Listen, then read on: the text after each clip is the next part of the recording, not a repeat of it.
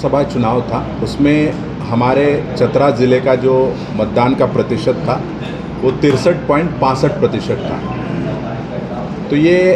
राज्य का जो एवरेज था उससे कम था, तो इसको लेके हम लोग इस बार काफ़ी सतर्क है। हम लोगों ने ज़िले के जो टोटल 914 बूथ है उसमें से 300 बूथों को चिन्हित किया है जिसमें पिछले लोकसभा में कम वोटिंग हुआ था।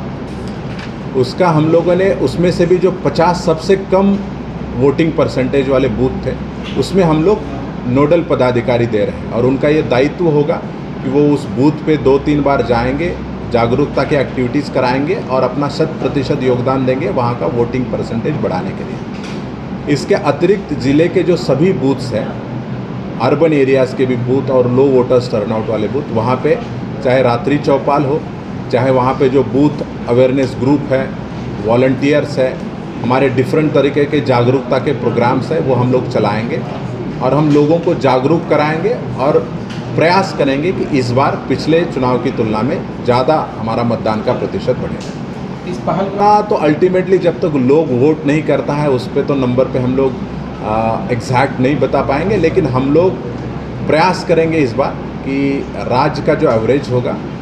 उसमें उससे ज़्यादा वोटिंग परसेंटेज हमारे चतरा ज़िले से हो, ये हम लोगों का हर संभव प्रयास है। देखिए, ये काफ़ी महत्वपूर्ण पहलू होता है कि जो भी 18 साल के ऊपर वाले जो योग्य नागरिक है, युवक युवतियाँ हैं, उन सब लोगों का नाम मतदाता सूची में हो। तो इसको लेके काफ़ी गंभीर प्रयास प्रशासन के द्वारा चुनाव की घोषणा होने के उपरांत भी किए हैं। तो इसी का नतीजा है कि 17 मार्च से लेके अभी तक पिछले लगभग 1 माह में हम लोगों ने 10,129 नए लोगों को मतदाता सूची में जोड़ा है और 1,601 लोगों का अभी भी निष्पादन की प्रक्रिया में है। तो ये 11,000 से ज़्यादा लोग होंगे जिनको चुनाव की घोषणा होने के बाद हम लोगों ने